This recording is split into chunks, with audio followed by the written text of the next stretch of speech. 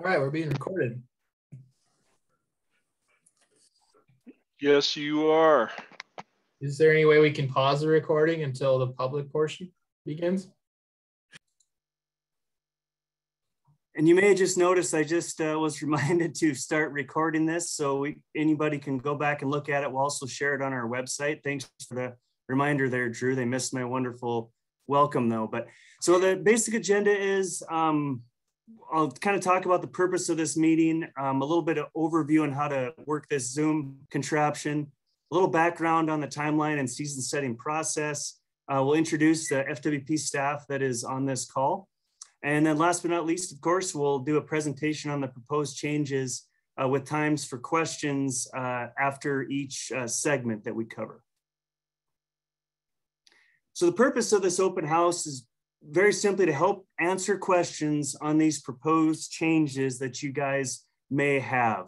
Of course, we want to hear your comments, but we prefer that those comments go through the avenues that I will show you how to do later. But basically to comment online or send an email. So we have it in writing. You can write exactly what you want. It's the way to do it. So we're more focusing this presentation on hearing questions that you may have on these tentative proposals. For instance, you might ask how many archery licenses would we perhaps put into 632 if we expand that district? That's a great question. As opposed to, I don't like the bigger 632 district, or I like it. That's more of a comment, and to really capture those, we want you guys to do that through the proper channels, and then we'll of course take those into consideration. So a little bit on this Zoom thing, looks like most people have, I'm kind of looking through the participants here, but have your name up there. That's great, just so we can call on you. And there's an option for you, kind of two ways to get you guys to answer or ask questions, excuse me.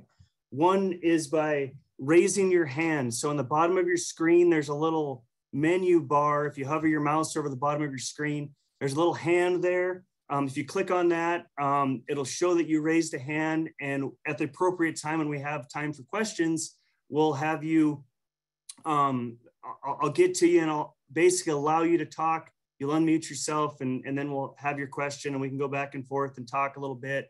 And then I'll disable you to talk again so the next person can go.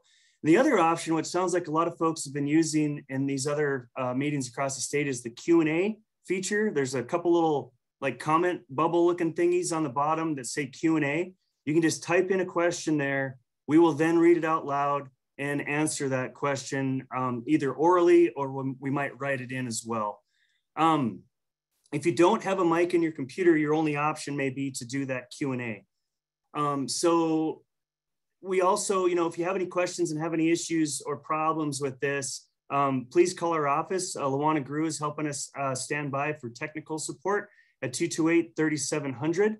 If you do have a phone and you don't see these options on your phone, if you're really old school, you can do *9 to raise your hand or *6 to unmute when we give you the option to talk.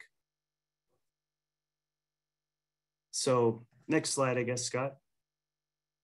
So as most of you, a lot of you on this call I've seen have been involved in the past in our season setting process. And typically we always have a season setting meeting every year in a variety of towns across the region. We're still planning on doing that. This is actually just something that's in addition to what we've done in the past. Typically we've called this kind of the scoping process. So right now we're just wanting this feedback from you guys, whether questions or comments, and to help us shape what these are going to look like as we go. So right now we're in that red box there. In the September 1st, we submitted these particular deals to the director's office. And so we're in the green part now from September 20th to October 20th. We're doing the public vetting. So this meeting is part of that public vetting process. So please get your comments in by October 20th. Then we're moving on by November 24th, the Fish, Wildlife, and Parks regions will prepare these for the Fish and Wildlife Commission to look at. And I see Commissioner Leslie Robinson is on the call today. On the 14th, the Fish and Wildlife Commission will endorse or not some of these proposals. Then we'll have the second kind of more traditional season setting period where we'll have these meetings from September 15th to January 15th. These meetings will be held in Plentywood, Glasgow, Malta, and Havre. And it culminating, and we're still a little bit in the unsure how this is going to work, but we're going to have a CAC meeting. And a couple of our members are on here. I know our chair, Perry Jacobs, is here, where we will present these proposals at the CAC meeting. And it'll also have the opportunity to join in via a Zoom type of option if you can't make one of the in-person meetings elsewhere in the region. And finally, sometime in February, we'll be moving on to the commission meeting to adopt these or not. So overall, I think we're gonna basically just be trying to simplify these season objectives, which is exactly what we were directed to do. So how we do this is going to hopefully reduce the number of hunting districts and ultimately increase their size, eliminate and or combine licenses or permit types, so there are fewer types and less confusing in the regulations. Review season date structures to have fewer. You'll see an example of that with turkeys, and also just to strive to make hunting districts the same for all species. So this is just a quick map. I'm going to show you at the end of the presentation today how to find this map online.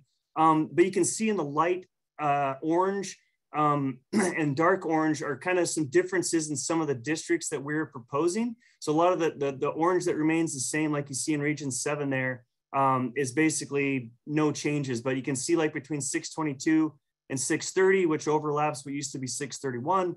And that dark orange may be some of the changes we're looking at and want to hear your guys' thoughts on. So currently we have 159 hunting districts across the state, and what the proposals are current right now in this public vetting process, potentially to move it down to as little as 114. So why do we want this simpler hunting district? So I'm part of this project to do this R3 effort across the state, but we hear from a lot of folks, especially that are fairly new to hunting, that they struggle with reading our regulations. So simplifying these regulations will hopefully help to recruit, retain, and reactivate hunters. And the other big thing, which a lot of you may enjoy, is if we can get this nailed down well enough, we hope to be able to get these regulations printed earlier, which will help us improve customer service. So when we get that first drawing deadline by April 1st, we can have the actual in-hand regulations out there for everyone to look at.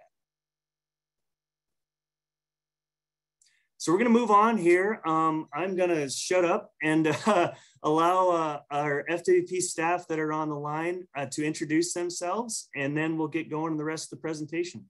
Thank you. Drew, Henry, go ahead. Great, thanks, Mark. Yeah, my name is Drew Henry. I'm the Region 6 supervisor here based in Glasgow. I just want to thank everyone for taking the time out of their busy lives to engage in this process. I appreciate it. I am also the former Glasgow area wildlife biologist. So if you have questions relative to wildlife in the Glasgow area in relation to these proposals, I'm here to help. Appreciate it. Good evening, everyone. I'm Scott Thompson. I'm the wildlife manager that covers Region 6, and I'll be presenting any of the proposals tonight. Hi there. My name is Brett Dorak. I am the wildlife manager down in Region 7 now, but previously I was the wildlife biologist for the Malta area, and I will be here to help answer any questions that may come up for that area.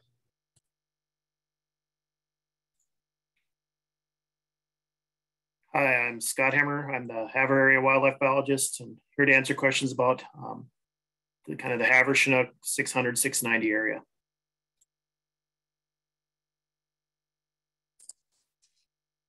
Hi, I'm Ryan Williamson. I'm the Plentywood area wildlife biologist, and I cover pretty much the far eastern part of the region.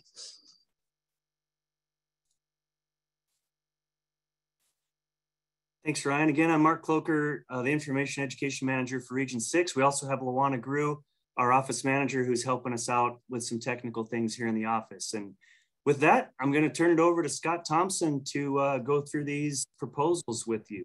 Thank you. All right, thanks, Mark. So as it's already been touched on, the impetus for many of the season changes this year are to simplify regulations. But we're sensitive and to wildlife management, game management, and we want to maintain the opportunities in game management out there, or improve it, better yet, and also with an eye to hunting opportunities. So that's our real intent, is to accomplish both of those with these changes. This isn't a new concept for us in the department in Region 6. This is an issue that's been identified for a number of years. If you were involved in the last season setting process, which would be to set the seasons for 2020 and 2021, in Region 6, we did go through some consolidation of districts. We reduced from 16 deer elk districts down to 12. We also standardized those districts so that they're now the same for deer, elk, and antelope. And that was accomplished for all the highline districts that are north of Highway 2, 680, 690 were combined, as well as the 650 area. We did not do anything with the 620s and 630s, so you'll see that represented in this presentation. And Highway 2, we really focused on, the boundary lines we looked at for several of these districts, trying to look for known boundary lines. One example is using Highway 2 as a known boundary rather than some obscure road or creek somewhere. And then through that last effort, we were able to reduce the unique license types or the different licenses from 58 down to 50. So, this map illustrates, again, in the orange or the lighter colored is where we stand today. And you can see those larger districts. And then in the center there, 622 and the 630s that are a little bit darker or darker orange or red color is where I'll be focusing on today. So in a nutshell, the things that I'm going to talk about tonight are 4 different categories. One is consolidating some additional hunting districts. Another is to combine a couple of our antlerless whitetail license types. The third is to remove some antlerless elk license or permit types. And when you see LPTs on the screen, that means license permit types. And the last thing are a couple of region-wide and I think statewide as well, is to standardize spring turkey dates and some of the boundaries. I do want to focus on that, Mark talked about the process we're in. We're in the public vetting. These are draft changes at this point. We have not developed these into full proposals for the commission at this point. We're really reaching out early for public engagement in this process. And so I really want to emphasize these are draft changes, and we are here to listen. So with that, I'm going to move into the first set of hunting district consolidations. So what I'm going to do is go through and describe the proposal, talk about some of the biological implications of it or justifications for that. And then at the end of this section, open it up for questions. And so again, really focusing on making sure everyone understands the proposal, some of the reasoning behind it, those kind of things. So, okay, so I'm gonna take the 622 and the 630 all together because they really go hand in hand here. So the first proposal would be for a new deer elk, and we grab lion in this because lion districts are the same as deer now. But this would be a new 622 district, and it would be by combining 622 in its entirety with a portion of 631 west of Ridge Road. And I'll grab a map here in a second. We'll look at that. And then the second bullet on here is to essentially combine the rest of the 630s into one district. This hits on the objective, as Mark kind of went through earlier, of reducing the number of hunting districts and increase their sizes. So this is just as zoomed in on that first map to illustrate what that looks like on a map. 622 would be extended slightly east.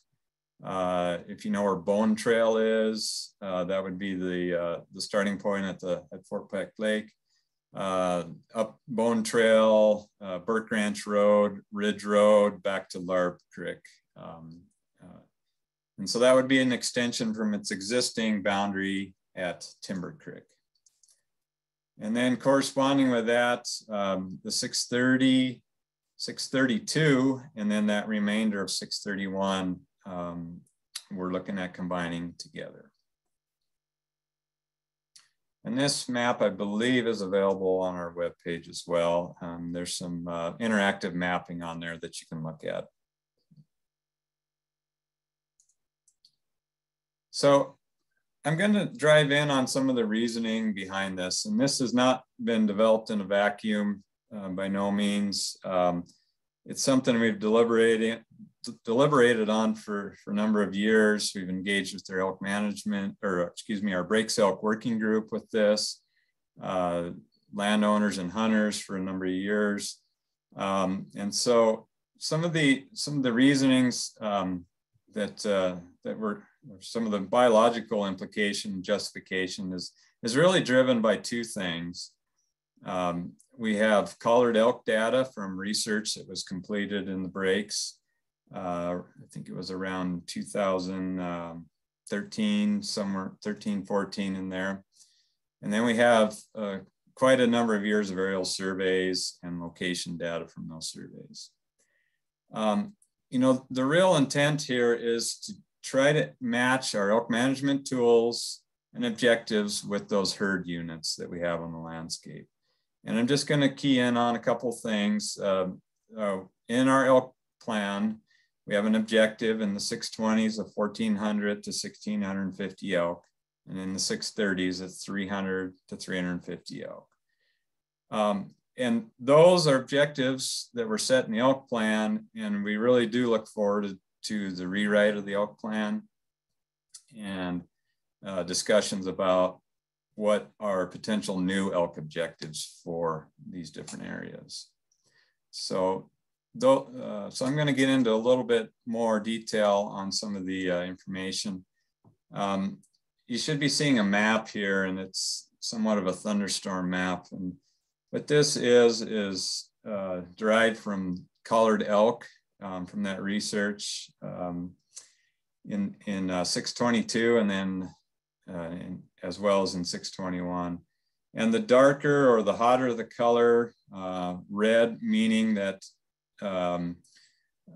elk were more likely to use those areas. And so this map shows 622 in its current form with the boundary at Timber Creek.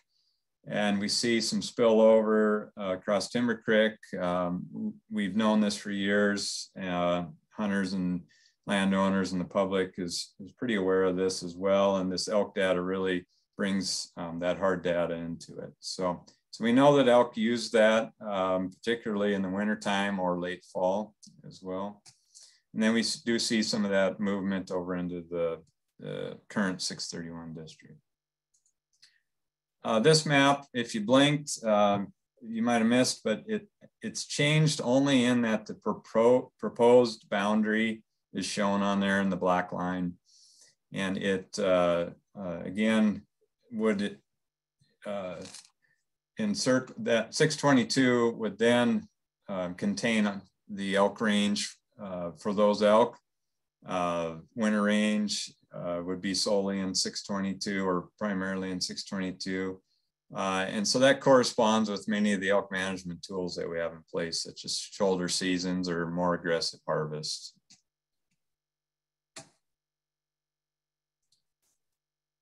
The second, I guess, bit of data that I'd like to present, just it goes into our thinking, is our winter elk surveys. This map, it's a little bit busy, but a couple of things to focus on are each of those, either a dot, black or blue on my screen, or a triangle is an elk location from our aerial surveys in the winter. And the triangles are for 1 year, and the circles are from a separate year. And this drives home the dilemma that we deal with annually is elk that are counted in currently 631 east of Timber Creek. The next year they're on the other side of the creek, trying to attribute those elk appropriately to the district, which translates in, are we above objective, at objective, and drives many of the elk management tools. So there's a note there on a couple of dots that we presume is a large migratory herd of about 400 animals. 1 year it's counted in 622 and 1 year it's counted in 631. And that really drives a lot of those decisions. You may be thinking, well, it's easy enough. Why don't you just attribute those elk into 622 or the district they should be in? And it begins to be a bit of a gray area. At what point do you lump an elk herd on one side of the creek or another? It also affects some of our bull ratios, because many of these groups can be bull groups as well. So it's not quite as easy as that, and we'd rather lean on hard data and the science behind these surveys. How this shows up in some of the past elk surveys, I know this is a busy table, but I'm going to focus on a few numbers. The top set table is how those elk totals would look under the current boundaries, and then the bottom table would be if those boundaries were changed as we're proposing, what the elk totals would look like. Okay, and so this is just looking at 2016 elk data, and we know these locations because we have GPS locations for each elk group. And so I'll circle on a few numbers here. So in the top, we can see in this survey, we had a little over 2,800 elk in 620s, which is over objective. 630s, we had about 535, again, over objective. By moving the boundary, of course, we're going to move some of those elk locations into 622. It places it just over 3,000. But I'll have you focus on the 630s a fair bit here. You'll notice it drops it below 300 for that total count, and brings it within objective. Moving into 2018 survey, similar thing. We can see the changes in those elk numbers. 630s, we had about 600 elk that we counted in there. Just by moving that line, you drop off about half of the elk, and you're at 288. And then the 2020 survey, you see something real similar. You might have noticed through that the 620s numbers are decreasing there. There's a lot of aggressive elk management occurring there.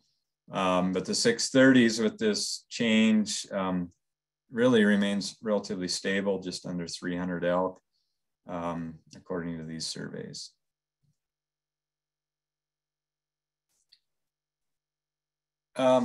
So when you move districts, or move lines, expand districts, it's not as simple as that. And the devils are always in the details. And so I'm going to talk about how we would reallocate some of the elk licenses and permits.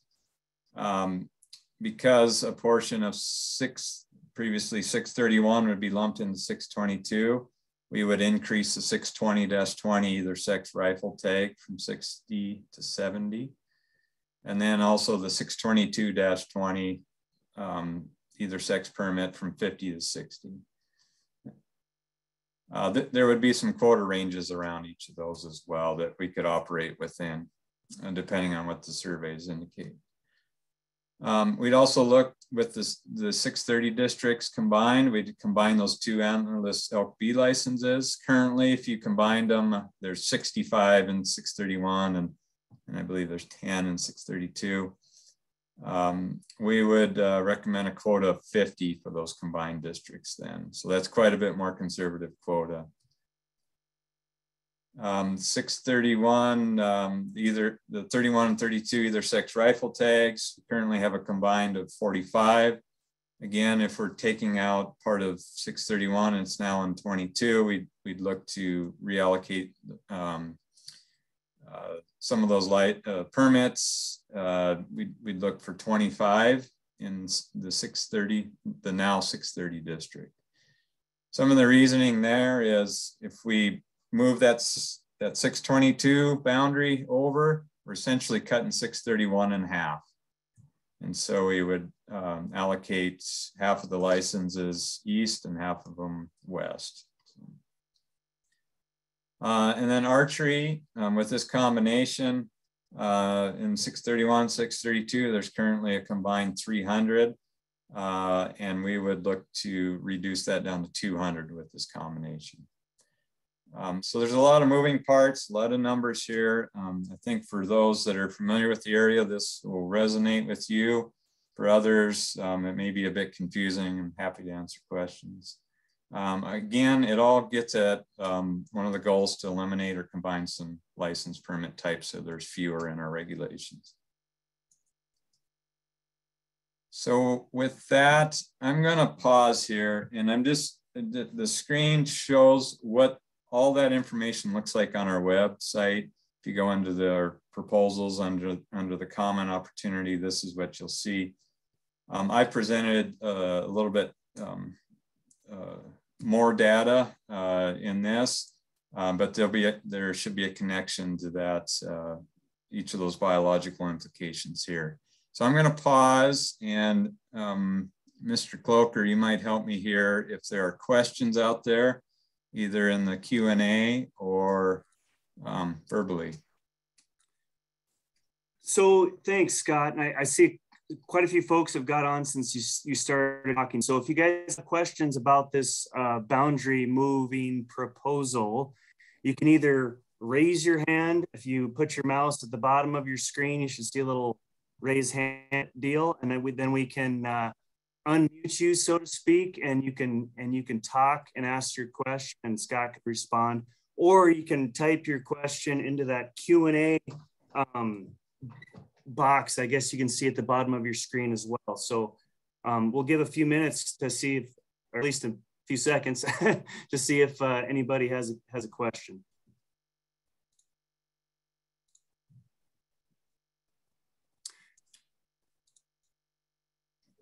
So I see Andrew McKeon has a question. He says, I didn't see proposed antlerless elk or archery quotas for the new 622. Yeah, I can address that. Thanks, Andrew. So antlerless elk right now is something I'll address in the next portion of this when I talk about antlerless elk permits. So we will see what we're proposing there. Essentially with this combination, we didn't necessarily attribute or change any of the antlerless elk with just the boundary changes. We felt like it's going to reflect in the next proposal. Also with archery elk quotas for the new 622, which would be that combined 620 archery permit. Yeah, that's been identified, been discussed quite at length. You know, a lot of discussion around current, crowding issues in that district, and if additional permits are necessary. At this point, with the levels we were at, we did not necessarily just add another 100 or so to that permit quota. So that's where we're at right now, just responding to some of the thoughts and concerns about some of the crowding there. So. And I think I may have answered that. Paul Ellis had the same similar question, are there changes proposed for archery elk permits and 620s? Not with this proposal.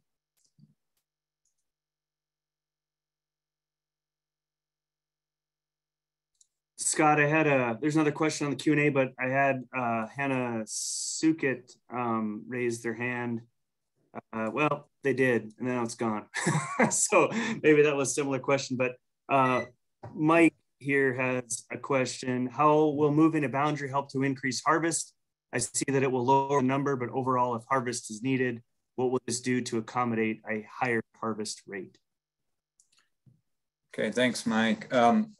So by moving that boundary over to Timber Creek and essentially grabbing a portion of the elk range that the 622 elk use, we feel like at that point, then we can use some of those aggressive elk tools. We do have a shoulder season that's in the 620s. And so that would then be valid all the way to the edge of the district at Ridge Road. There's quite a bit higher B license quotas for that district as well. Corresponding to that, it would, as I presented, we would look to have more conservative quotas in the remaining 630s and just trying to match up those tools with the size of those elk herds. So I hope I answered that question. I think I have. Mike, please check me if you had something more to that question. And Paul had another question there, Scott. Why don't you follow the adopted elk management plan for archery elk for the old 620-21?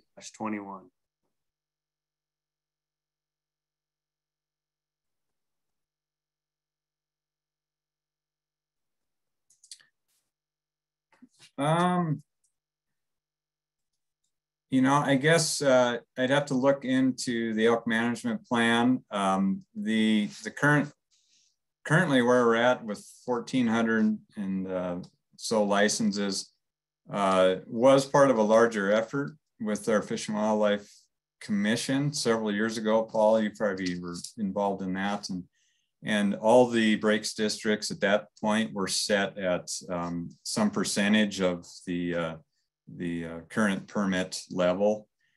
We essentially haven't changed it since then. Yeah, we would look to a new elk management plan to maybe weigh in on this, but yeah, we essentially haven't touched those districts. They are, since they were set by the commission some years ago. So I don't know that I'm getting quite to your question, why aren't we following it to the elk management plan? At that point, there was a conscious decision, when the commission decided to move those into those levels that we still see today. So.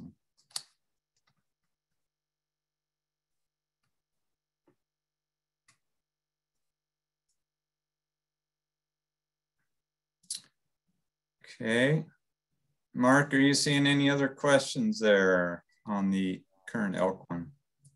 I am not.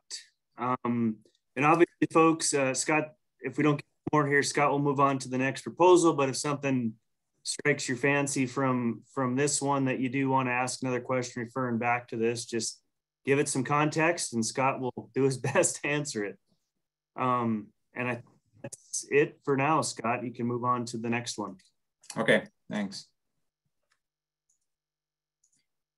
Okay, the next one, this may look familiar to some, but the proposal is to eliminate all antlerless elk permits statewide.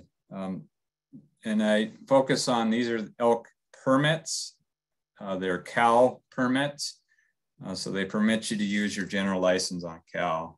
This was the old system years ago, prior to moving to elk B licenses.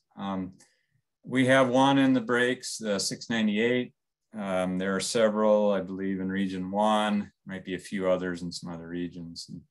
And so we have been tasked with eliminating those antlerless permits statewide, trying to reduce confusion about between permits for elk versus B licenses, and have all cow or antlerless opportunities on B licenses. And so the proposal at face value is to eliminate that permit.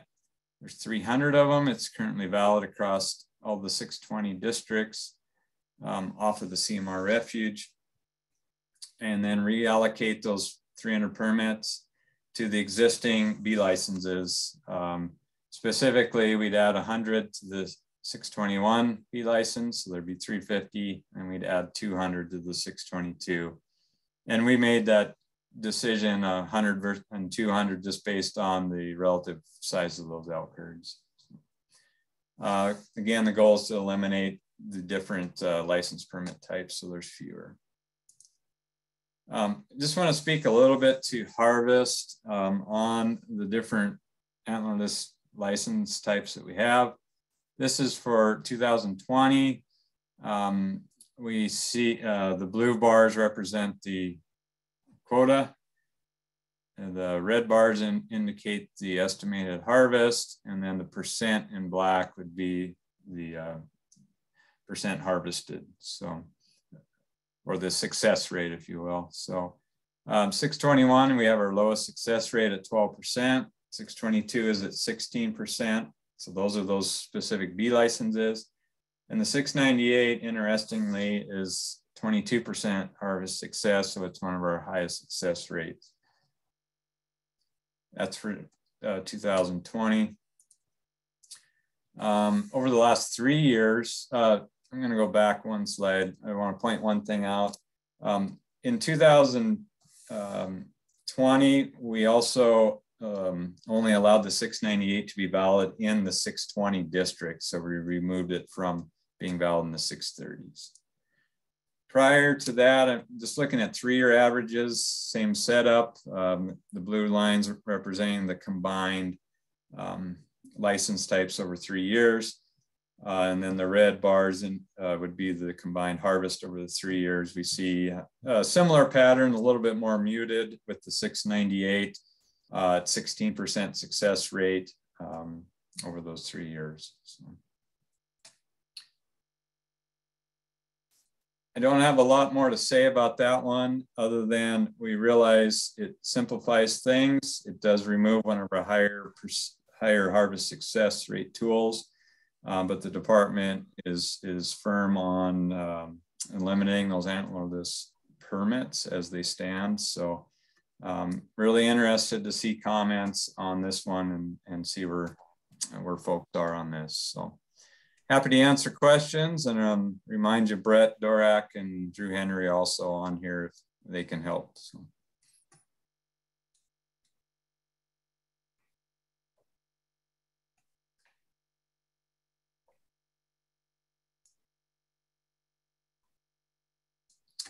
Not seeing any. Jim. Oh, Jim Carver, great. Jim Carver, all right, Jim. So how this works, I'm going to allow you to talk, and then you'll get a pop-up that says you can unmute yourself. So I'm going to allow you to talk now.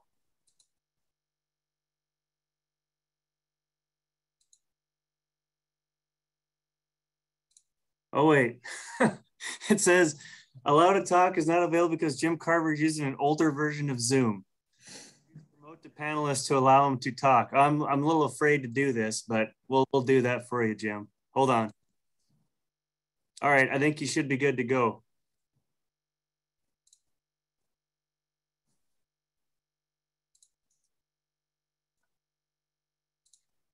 Can you talk, Jim?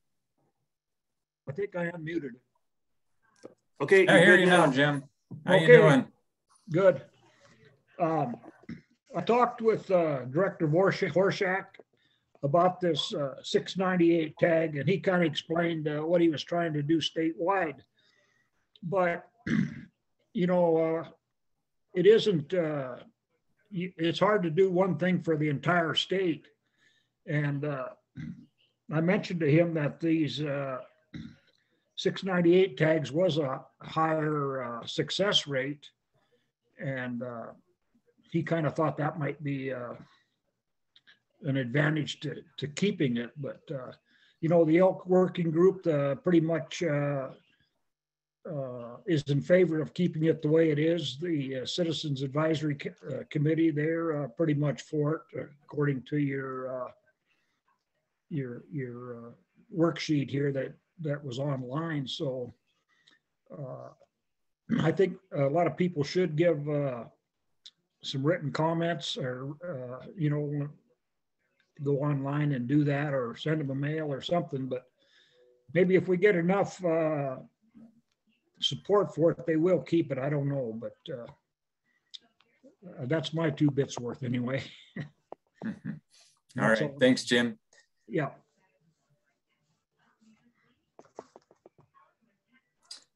All right. Any other questions out there? And again, Jim alluded to, if you'd like to comment on these, that's really valuable. And and Mark's going to go over some of those comment options at the end, or at the end of the presentation. So. Hey, Scott. Daniel Kinka had a question there on the Q&A. Question is, the B licenses are valid on the CMR, correct? How does CMR management feel about proposed increases to B licenses?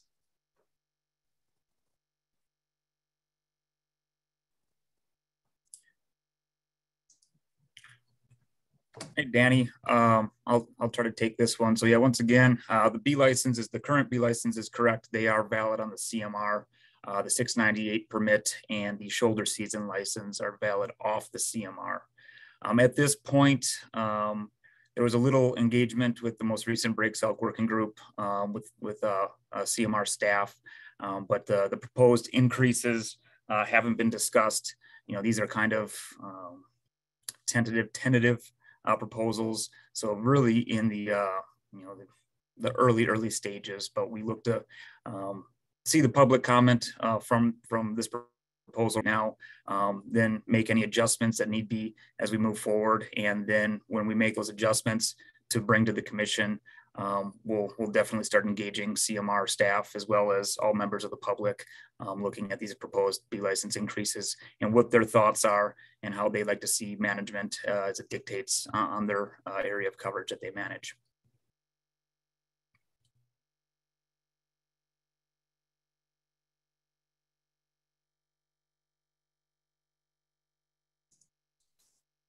All right, thanks, Brett.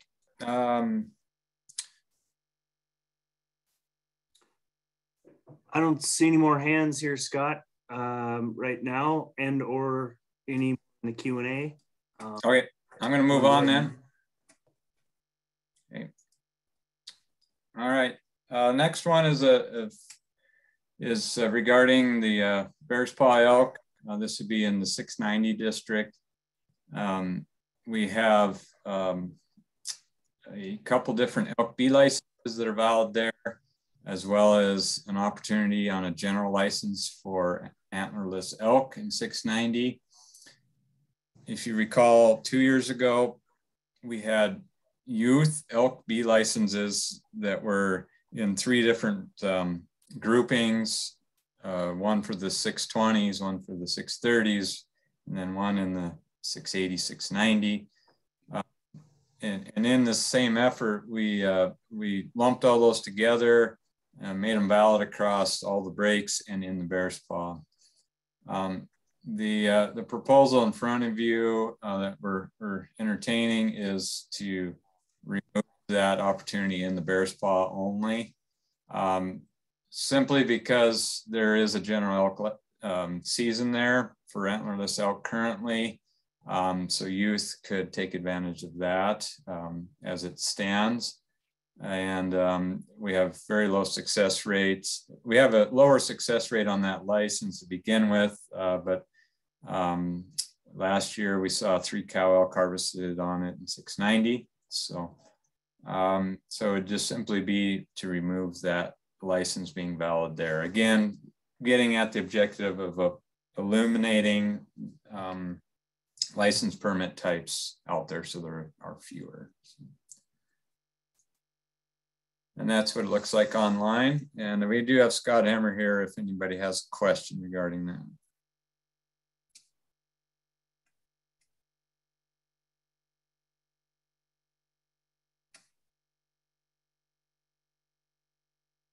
Okay, that one's pretty straightforward. I don't see anybody. Mark, do you see anyone? Did you mention the 2-day early season part of that? Yeah, that's right. This B license does allow youth to start 2 days earlier, 2 days prior to the general season opener. So yes, that would be something that the youth would no longer be able to do in the Bear's Paw with that license. So, good point. Prior to us lumping these together, the youth license for the Bear's Paw that was specific to there didn't have that 2-day early opener. So it was a bit of a surprise to folks in the last couple of years that youth could start 2 days early. But so yep, that would be a one difference. Yep. Thanks, Scott. Mike has a question here, or more kind of a comment, but he says, I believe 690 has significant harvest issues and more opportunity is always better, especially for kids. Yep, Mike, I see your comment, and I think it would be a good one to submit online through our comment process. So just make sure we capture that. So another one from Mike: a child who by chance drew a special permit for either sex elk somewhere would still have an opportunity in 698 for a cow harvest. So I think he's pointing to the fact that if a youth drew a either sex elk permit, they could still draw this, if we retained it, could draw the youth B license. That's correct, but we also have a separate B license that everyone can put in for in the Bear's Paw in addition to this. So we would look to retain that one. So I hope that maybe addresses if there's a question in that line. So.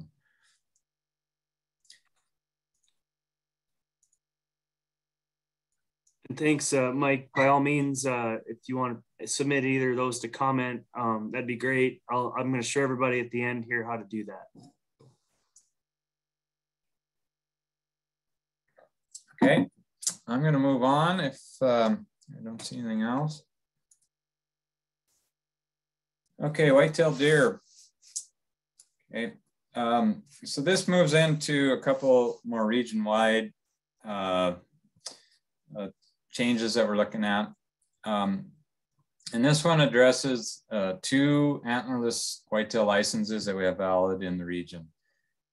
Those being our single region antlerless whitetail license, the 006, and then we have a separate whitetail B license, the 699, that is allocated to our drawing, and it's on a quota.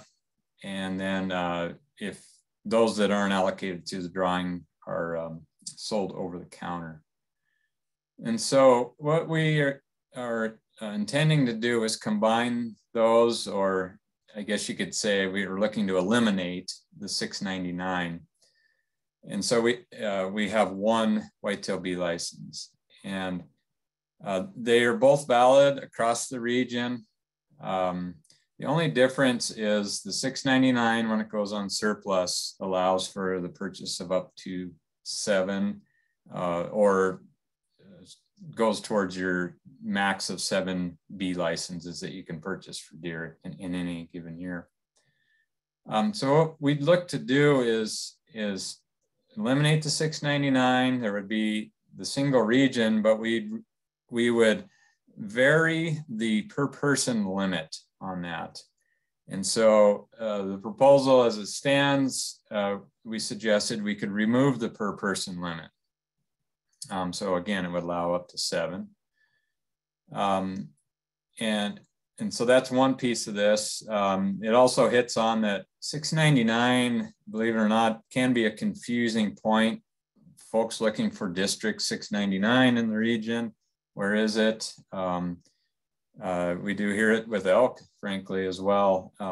But So we feel like if we have that naming convention, that helps reduce some confusion there. So again, it hits on the goal of eliminating some unique license types. Ryan Williamson put together some stats with our licensing staff. And I want to hit on one point, and one criticism that we hear is, you know, folks that are buying 7 or able to buy 7 licenses that will, you know, how often does that occur? So this is a little bit of a busy graph, but the blue bars, let me back up. The y-axis or up and down is the percent that are sold, and then the x-axis across the bottom are how many licenses. So those buying 1 license, about 70% of hunters only buy 1 whitetail B license, even though they can buy up to 7.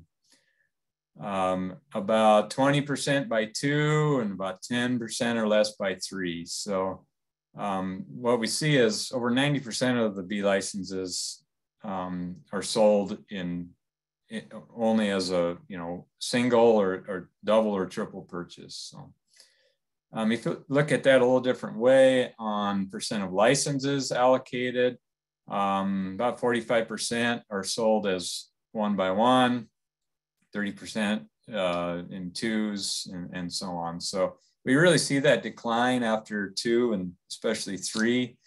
You know, we feel like this is a system that could work, in that those that need to buy 7 maybe have landowners or on their own place that have excess whitetail, sell that ability, but in reality, most folks only purchase one or 2 of these licenses annually.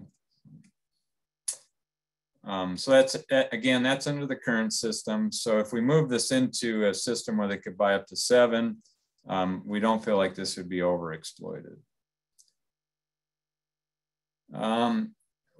Furthermore, with the $6.99, it goes to surplus just about annually. And under the current structure, we've had anywhere from 2,000 to 3,000 of those available, and we have yet to sell those out in any given year by the end of the hunting seasons. So we're functionally already allocating them under this system. So people can already buy up to 7, and we're not selling them out. We would look to fluctuate the per person limit as disease events such as EHD that we're seeing this year is occurring, or winter mortality, or increases in the population, then we would look to correspondingly adjust the per person limit if we needed to. So, and we would also look to continue to track harvest distribution of this. Again, these are valid region-wide. We have heard questions about, well, if they're region-wide, all the harvest occurs in my area or this area or that. So we'd continue to track that. And Ryan has assembled the graph you see here with the hunting district on the x-axis and the percent of the annual harvest, antlerless harvest on the y. This is over about a 4-year period.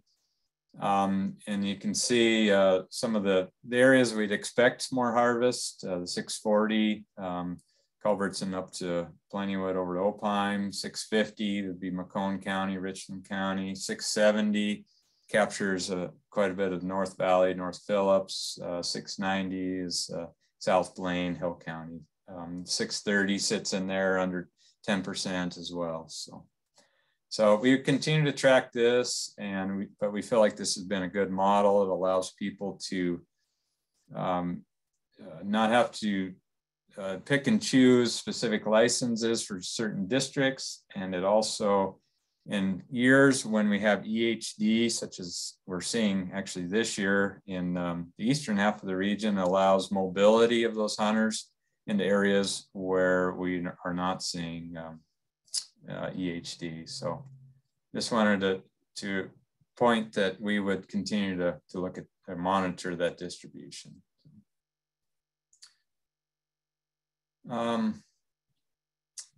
I might pause there for the whitetail because I'm going to talk a little bit about turkey. So are there any questions out there about that whitetail proposal?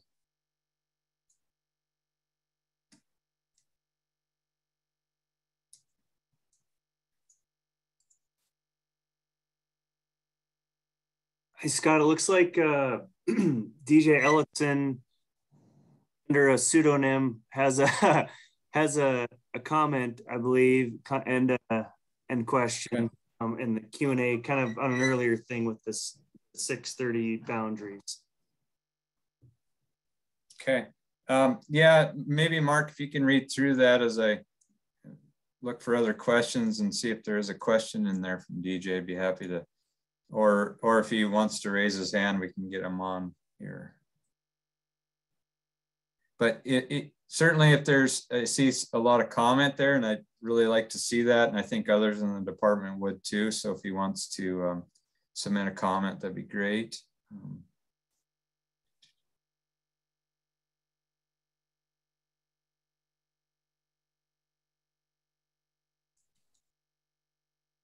It looks like just some concern of overcrowding in some of the particular regions of that proposed district. So more comments. So I hope DJ will take time to put those on our comment opportunity section. Thanks. Yeah, and DJ and others, you know, I just want to reiterate, we don't want to develop these in a vacuum and not incorporate your concerns, comments, questions. And so tonight is one opportunity. Commenting is a great opportunity. Pick up the phone. I'd love to visit with folks about it. Or if you're comfortable coming into the office, we're available to visit as well. So all ears. Okay, I'm going to move on. Mark, you keep looking for questions, and so we can make sure we're responsive here. I'm going to move into turkey. A couple of things with turkey on the spring season, as it currently is, it's revolves around kind of moving dates. Frankly, off the top of my head, I don't know what drives the current dates, but it always does open on Saturday, you know, probably so many weeks prior to another date or something. So our proposal is to set known established calendar dates for the turkey season. It would open every year on April 15th. It would close on May 31st. So that does mean April 15th could be a Monday, a Tuesday, a Wednesday, whatever it is, but go file your taxes and then go turkey hunting, I guess. So the other thing that this does is a couple things, I guess I'll point to. It does delay the opener a bit. So this year, it opened about on April 10th. And so it's been delayed 5 days this year, and other years it might be a few days more. And it extends the closure by about 15 days. So it does tack on a couple weeks on the end of it.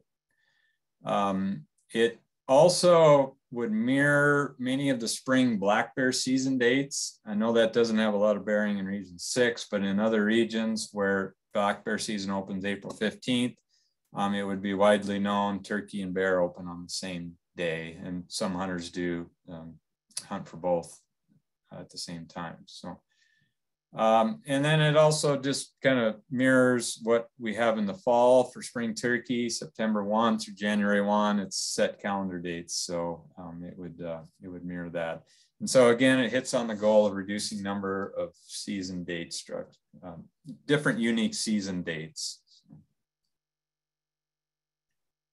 And then the second one on turkey is one that may be not widely known. But it may be if you live in Richland County or the eastern part of Region 6, and that is right now there's a Region 7 turkey license that you can buy in addition, and it's valid for Richland County. And so our turkey regulations don't follow regional boundaries that are known for deer, elk, antelope, birds, everything else. And so we'd look to adjust that so it follows the Region 6 boundary. But functionally what this does, it does remove that second turkey license from being valid in Richland County in Region 6. It would follow the regional boundary, so it'd be valid in Richland County that is in Region 7. This hits on the goal of trying to make all districts the same for all species. So on a turkey hunting regulation map, you can see that in Far East, Richland County, that second license incorporates Richland County and does not follow the regional boundary. So we'd look to remove that and just it would follow the regional boundary. So, sorry, I don't have another map to show what the proposal looks like, but it would follow that regional boundary. So, just a little bit of further background on, so how much turkey harvest do we see on this license in Region 6? We see about 28 turkeys killed a year on it in Richland, 21 in the spring, 7 in the fall on average. This is about 1% of the turkey, Region 7 turkey licenses that are sold. Another bit of information across Region 6, we're not a big turkey region, but we average about 177 turkeys annually. I think that's an average over the last 4 or 5 years. So this is a pretty small thing at a regional scale or even at a county scale, but I do know some folks take advantage of this in that Richland County area. So. Okay, and so all this is lumped together on one page on our webpage. So, all right, questions on turkey?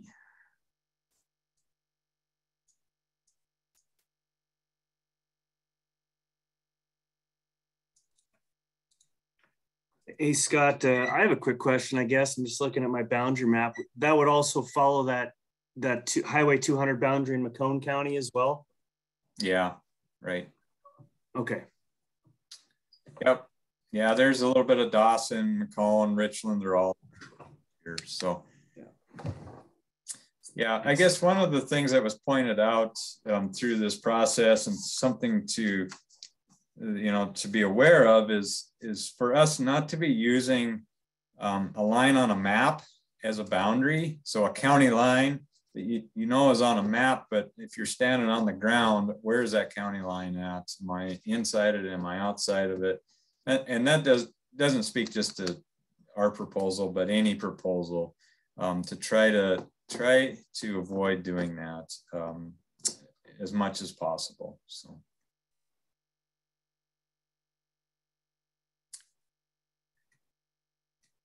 Okay, I'm not seeing any questions on turkey. We are at 6:36. I guess if there is anything that someone would like to clarify in any of the things that I presented, I think we have a little time here.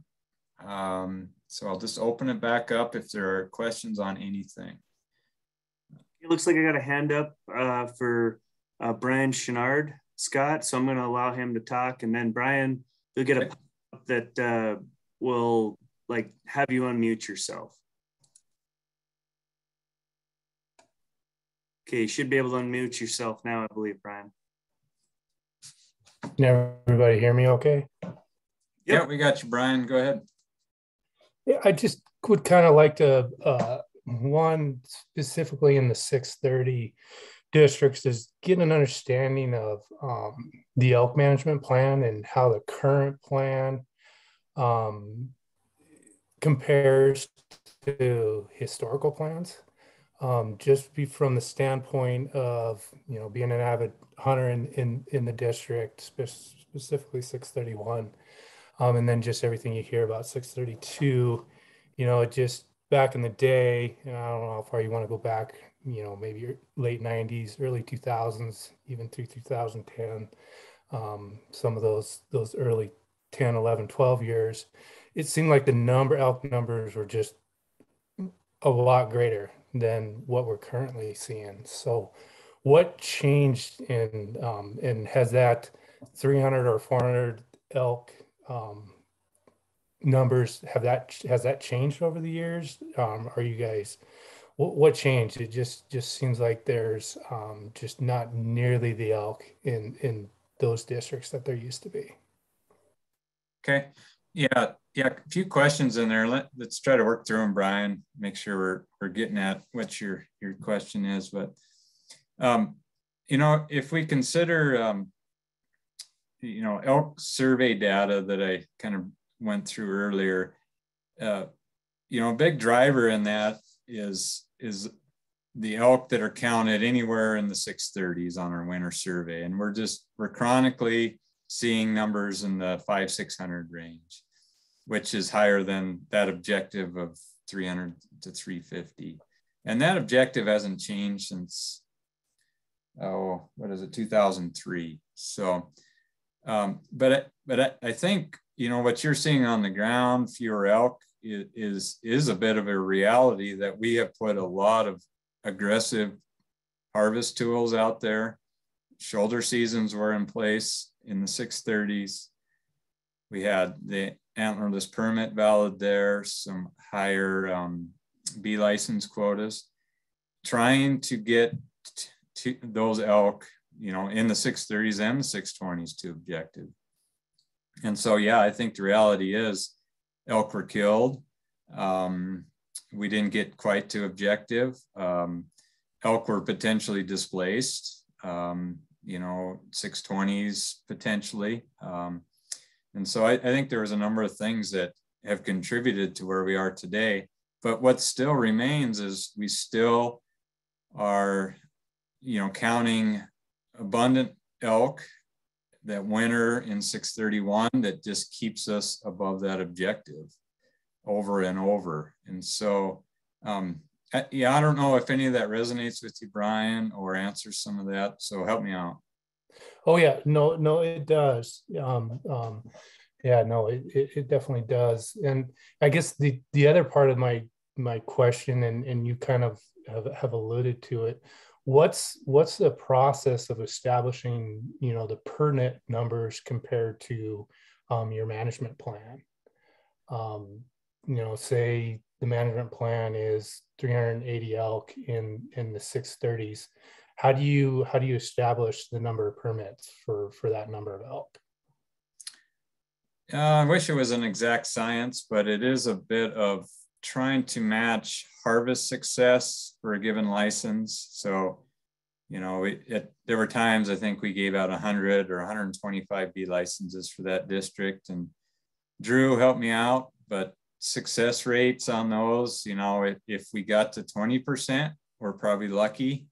And so it's a bit of trying to wiggle in on what's a reasonable quota, but still gives us, the level of harvest desired. 20 elk is not a lot of elk to be harvested to drive a population, but it certainly can impact distribution of elk. So it's kind of a 1-2 at times. So, yeah, the elk management plan, it sets some of the framework of, you'll issue antlerless or either sex permits for archery, either sex for rifle. It talks about some of the different license types. And it does get into some of the quotas, I think, to some degree, but largely that's a moving target based on what, the elk numbers are. So. Okay. And then are you guys analyzing, is it just an overall success rate as far as meshing rifle and archery together? Or is Montana starting to maybe take a little bit closer look at archery? Let's say, the technology and advancement in bows have made leaps and bounds in the recent years, and your harvest distance is I think can go without saying as stretched out from what it is historically.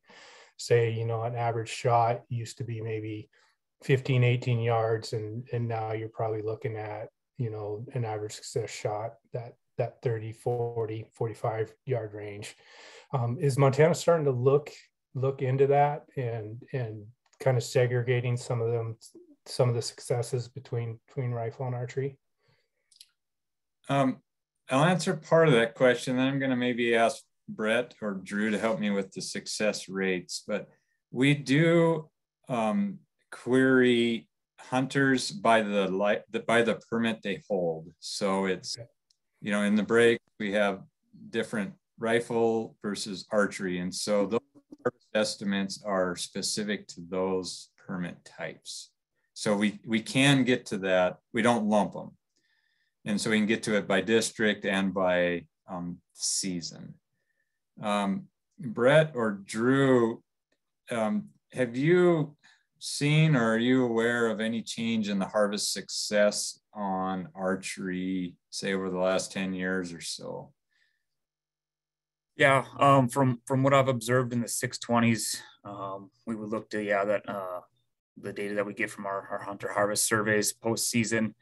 There hasn't been any really change in trend over the past 5 to 10 years to show that there's been, a statistical difference that could be picked up in those numbers that increased effectiveness or increased power of archery equipment has equated into a higher success rate at this time. So not something I've observed.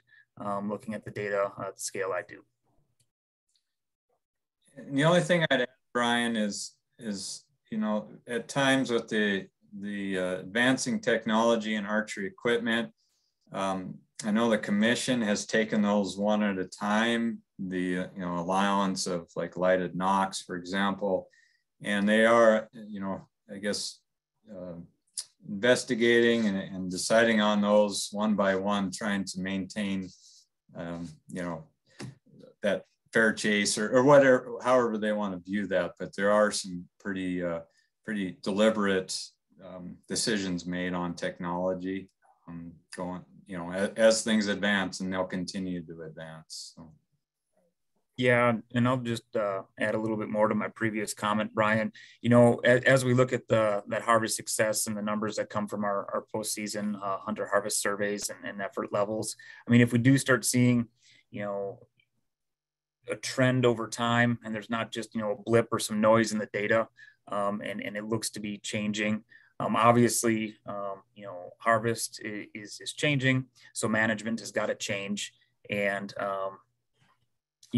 depending on the hunting district, on the management spoken to in the elk management plan, on the quota range that a permit, archery permit in this case, might have or may not have, changes can be made if those trends are changing. So we do look at it and adjust where is necessary. Okay, I do. Thanks, Brett. I do just have a couple more questions and comments. The next question would be on the harvest surveys. Has Fish Wildlife Park, have Montana considered doing some other method other than phone calls, such as emails or anything like that, with the number of spam calls that people get nowadays? Quite honestly, if your number isn't saved in my phone, I'm not answering the phone. Yeah. And I miss all those survey calls because it's just coming from random numbers. Yeah. Short answer is yes. I know they're looking at other options, to include being able to go to our webpage and report harvest, and not from a mandatory perspective, but just from I want to report my harvest, and then if you are one of the selected, you'll go into this statistical analysis. But yeah, I think there's some other options being looked at, and the time is right. As you alluded to, we recognize there's issues with caller ID. even getting FWP on the caller ID seems to be a great feat. So. Right. Okay. And then I guess it just as a general comment, obviously you guys, this is the as a 631 hunter, this is a huge change for those of us that been longtime hunter of that district. And so it's an extremely tough pill to swallow as far as the boundary change is the biggest thing. And then obviously it goes into DJ's comment as far as overcrowding and concentrating hunters. And, I still think there's definitely a big issue there. I think you see it in 622. You definitely see it in 631. Changing the boundaries, it's debatable whether that's going to create more of an issue. My personal feelings is it is until the elk numbers get up. So I look forward to hearing other avenues as far as for everybody on here that doesn't want to get on the call and speak up, other avenues on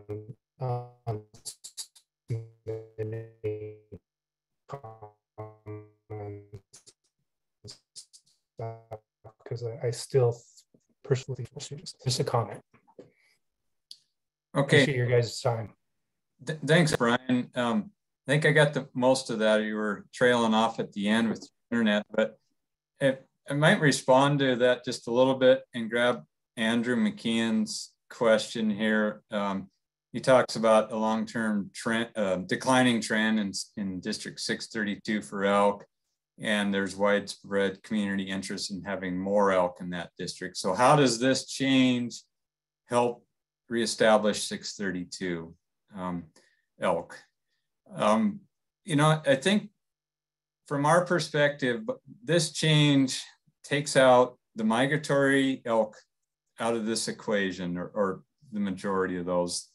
And so then we begin to talk about managing elk in essentially east of Ridge Road, Burke Ranch Road, that are more, I guess, stable, less, more resident, if you will. And it also sets the table as we move into the next elk management plan to talk about objectives that are potentially less influenced by, a herd of 300 to 400 migratory elk.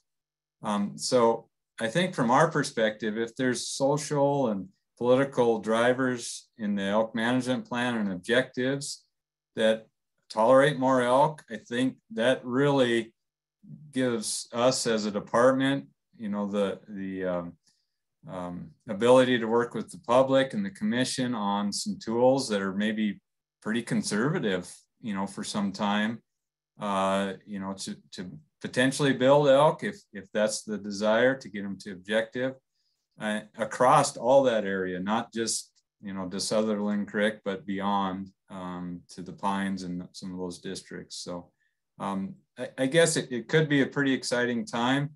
But I think, as Brian probably alludes to a little bit, that, it's right now, folks are wondering how does this help bolster that herd and provide more opportunity and those kind of things. So Andrew, I hope that's answered it. Please follow up if I haven't touched on that. And then there's a question from Randy. Mark, can you help get Randy on? He's got a... Yep, we'll do here. There you go, Randy. You should be able to click the mute button to unmute. Okay, can you hear me? Yeah, yep. We got you, Randy. Okay, according to how I read it, you guys want to eliminate the youth hunt in 690 district. Is that correct? Yeah, it'd be that youth elk B license. Yep, that's right. Okay, what is the purpose of eliminating that when you guys consistently wanted elk harvested out there, turned it into a general area? So the main driver in eliminating that one, Randy, is, as you said, currently with a general license, anybody, including a youth, could harvest a cow. By eliminating that elk B license, it's simply to reduce the complexity of our regulations. It removes one license off the line for 690.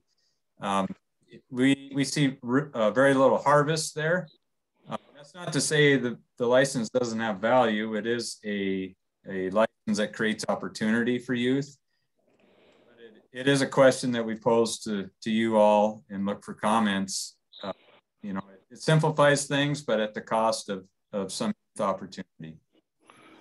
They can use their general though, you know, still. So, does that answer it, Randy? Well, it does. Yeah, I guess that just leads to my comment that gives an opportunity for the youth, which Montana, I assume, to strive for getting more youth hunting. And there's more likely chance of the land out here, the landowners, of giving opportunity for youth to hunt on the first 2 days, means the rest of the season's pretty much outfitted out here. And once opening day starts, it's pretty much locked up. So you're actually opening 2 days before the season for the youth to have an opportunity for some landowners to let them on, and actually the outfitter too, that has the whole Bear Paws locked up. Okay. Yeah. It's a good comment, Randy. And if you would also comment online, or Mark will show you some different ways, but I hear you loud and clear. Scott Hammer, the biologist there, do you have anything to add there at all?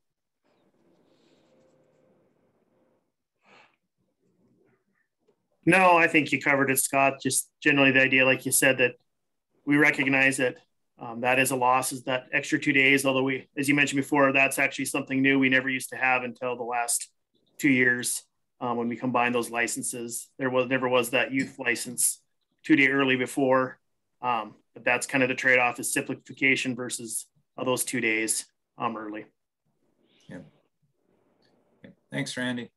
All right. Thank you very much. Yep.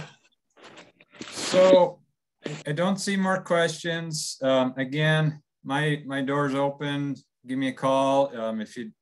If you'd like to comment, I think that's really valuable as well. We're seeing all that stuff, so comment online. So Mark Cloker, I'm going to take you into this last 5 minutes. I'm signing off. Scott, I think Brian Chenard raised his hand a second time, unless he just didn't put it down, but I thought I saw him put it back up.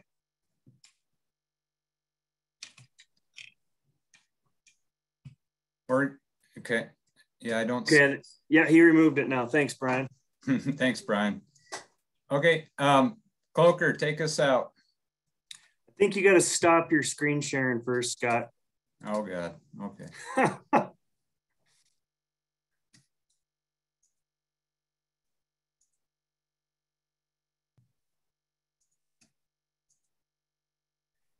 There, I think that worked. All right, now I'm going to share a screen, and that would be this. Okay. Everybody see that? I hope. Okay, so this is our main web page. So I realize not everybody likes all this internet-based stuff, but it is pretty easy to find how to comment here, and there's a couple ways that we can do this. So this is our main page here. The outside's in us all. If you go down to here, it might move a little bit on this tab, but it'll be somewhere down here. But comment by October 20th of Montana's season regulation changes. You click on that. Nice picture of a bunch of elk. It talks about some of the stuff we already discussed tonight. The timeline. This here is to ask a biologist questions, but I'd prefer that you just called either our Havre or Glasgow office. We get you in touch with the right person. This is the Zoom meeting open houses. Some of you may have logged in on here. You can look at within that, you can look at other regions if you want to see some other regions stuff that they had. Anyway, here's the good stuff here. So how to comment. You can comment online, just a little bit below this on the screen, I'll show you. You can email to this email address, or if you really want to go old school, you can get us a good old letter sent to this address in Helena. So again, the deadline to comment is on Wednesday by 5 p.m. on October 20th. A few more things on this site. This shows all the districts in the state that are having changes. You can zoom in on this map. You can click on like District 630 here. This little deal will pop up, you know, just possibly what's going on there, the change and so forth. But if you go down a little farther, you'll see all the regions listed here. Finally, the best region in the state, Region 6, Northeast Montana. You click on that. This will show you all the map that Scott showed you, and also that's up above us here. It also shows each one of those proposals that Scott showed you in that PDF. So you can kind of read through it and get some more of the info out of it. And finally, this here shows where you can comment directly online to put in all your information, what district it's specific to, which obviously in this case, you know, changing that boundary line would constitute a couple districts. And then of course your comment, and we will get those directly. And like Scott had mentioned earlier, we're looking for your feedback. We want to hear from you guys.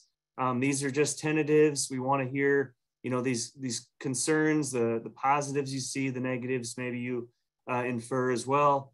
And yeah, we sure appreciate everyone being on the call tonight, or on the computer, I guess, if you will. Some people called in. But we sure appreciate everybody having this interest in your resources here. Thank you all. And I do want to remind you, we will be going through our normal season setting. So this is comment opportunity 1, help us refine these. And then depending on what the commission endorses, we'll move into another comment opportunity. So I just wanted to remind everybody of that. So thank you all for your time tonight. And if you guys have any more questions, I guess we got 30 seconds or so. Now, if you have any questions, please let us know or give us a call, and we'll try to answer in any way we can.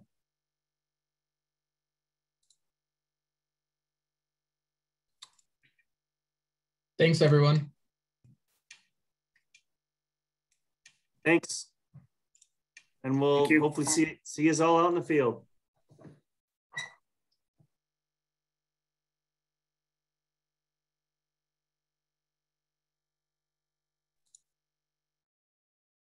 All right, with that, I'm going to pause the recording and then exit out of the meeting.